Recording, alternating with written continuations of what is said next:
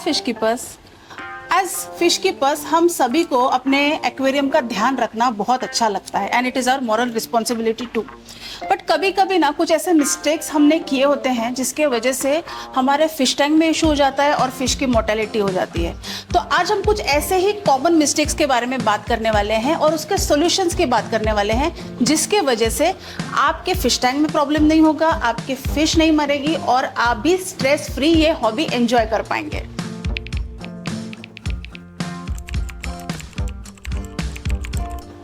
जब आप अपने एक्वेरियम के पास खड़े होते हैं और आपकी फिश इस तरीके से आपके पास आती है तो आई एम श्योर आपको लगता होगा कि आपकी फिश भूखी है। एज इन भी बहुत सारे हॉबिस्ट को ऐसा लगता है कि फिश को हैप्पी रखने का एक ही तरीका है कि उनको भर भर कर फूड दीजिए, बट ये एक बहुत बड़ा प्रॉब्लम है। In fact this is one of the biggest problems in aquariums.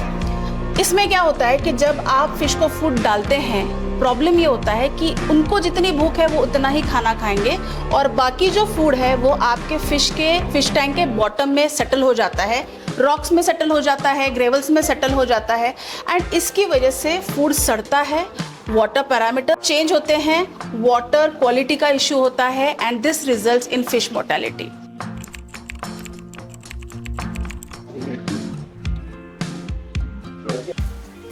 इसका एक सिंपल सा सॉल्यूशन है। आप एक शेड्यूल बना लीजिए कि आप अपने एक्वेरियम को दिन में कितनी बार फीड करेंगे। Usually I suggest feeding your fish twice a day. एक pinch as per your fish, एक पिंच मॉर्निंग, एक पिंच इवनिंग, इतना फीड मोर देन इनफ होता है।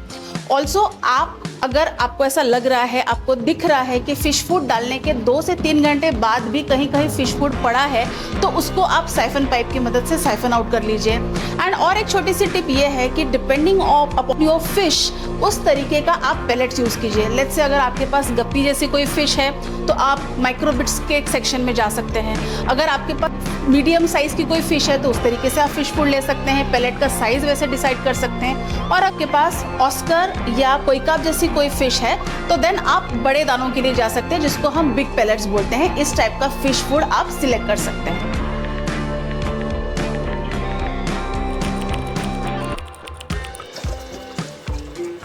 अगर आप एक फिश कीपर है तो वाटर चेंज शेड्यूल से आपकी मुक्ति नहीं है, आपको रेगुलर वाटर चेंजेस करने पड़ेंगे। अगर आपने ये स्किप किया तो जो हम एक्स्ट्रा फूड डालते हैं या इनके जो फीसेस है ये पानी को टॉक्सिक करते हैं, साथ ही वाटर क्वालिटी ख़राब करेंगे, वाटर पैरामीटर्स चेंज करेंगे, एल्गी ब्लूम्स हो सकते हैं, आपको आपके फिश टैंक से स्मेल आ सकती है and this will result into fish mortality.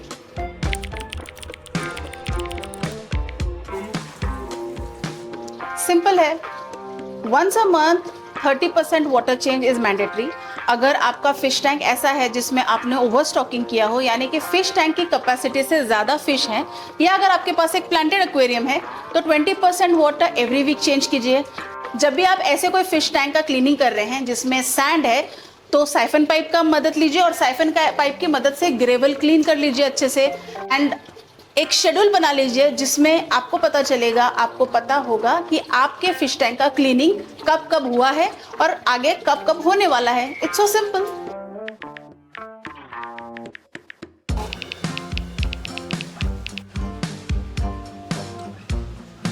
Fish tank cycling is very crucial.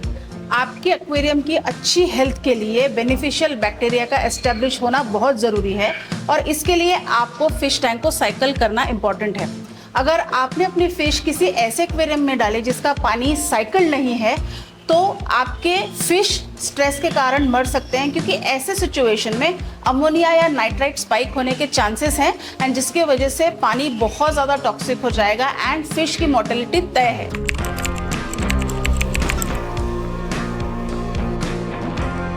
Simple है, अपने फिश टैंक को साइकिलिंग कीजिए।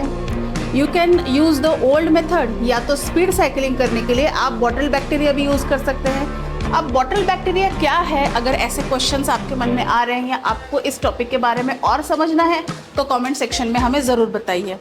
अपने फिश टैंक का पानी को रेगुलर टेस्ट करते रहिए, मॉनिटर करते रहिए एंड अगर आपका टैंक नया है तो फिश तभी ऐड कीजिए जब नाइट्राइट या अमोनिया 0 हो या नेग्लिजिबल रेंज में हो।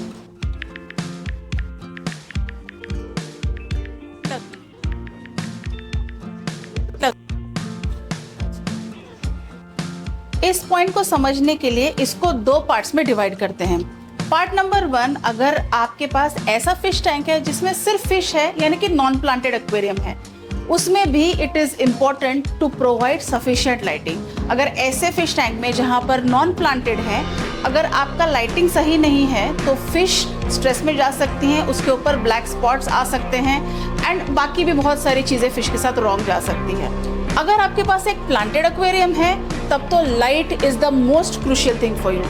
अगर आपने किसी प्लांटेड एक्वेरियम में सही लाइट यूज़ नहीं किया तो आपके प्लांट्स मर सकते हैं, और अगर आपने ऐसा कोई लाइट यूज़ कर लिया जो कि बहुत ज़्यादा ब्राइट है तो देन एल्गी का इश्यू हो सकता है।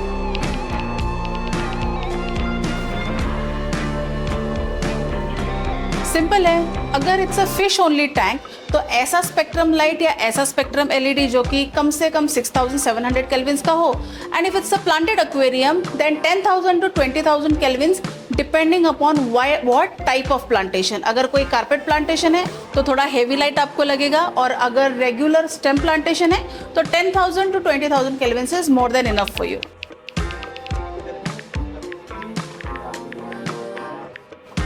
ये मिस्टेक बहुत भारी पड़ सकती है। This is a perfect recipe for disaster. देखिए ना, आप किसी वीकेंड पे कोई एक्वेरियम शॉप में चले जाते हैं, कोई भी कलरफुल मछली पसंद कर लेते हैं और लेकर आ जाते हैं, अपने फिश टैंक में इंट्रोड्यूस करते हैं, एंड द नेक्स्ट मॉर्निंग आपके एग्जिस्टिंग फिश तो मरते ही हैं, साथ में नई लाई हुई फिश भी मर जाती है। सिंपल है, आपको अपनी फिश का नाम पता होना चाहिए। जी हाँ, बहुत सारे ऐसे हॉबिस्ट आते हैं जिनको अपनी फिश का नाम तक नहीं पता है। आपको अपने फिश का नाम पता होना चाहिए, आपको अपने फिश का साइज पता होना चाहिए, और सबसे इंपॉर्टेंट चीज आपको पता होना चाहिए कि आपके फिश का टेम्परामेंट क्या है। टेम्परामेंट यानी क्या वो एक अग्रेसिव वैरायटी है, या वो एक नॉन अग्रेसिव वैरायटी है, या वो एक फिन निपर है। उस तरीके से आप अपनी नई फिश जो भी बाय करना चाहते हैं उसको उस सेगमेंट के हिसाब से परचेस कर सकते हैं। सो दोस्तों, जो गलतियां कर रहे हैं वो और उसके सॉल्यूशंस आपको बता दिए हैं, तो थोड़ा सा एफर्ट डालो और थोड़ा सा अटेंशन हमें भी दे दो। ये वीडियो अगर अच्छा लगा तो इस वीडियो को एक लाइक दे दीजिए, चैनल को सब्सक्राइब कीजिए, और फिश कीपिंग से रिलेटेड कोई भी क्वेश्चंस, कोई भी आपको इश्यूज हैं तो कमेंट सेक्शन में ज़रूर बताइए। स्टे ट्यून, जल्दी वापस आएंगे ऐसा ही इन्फॉर्मेटिव वीडियो लेकर। तब तक के लिए हैप्पी फिश कीपिंग।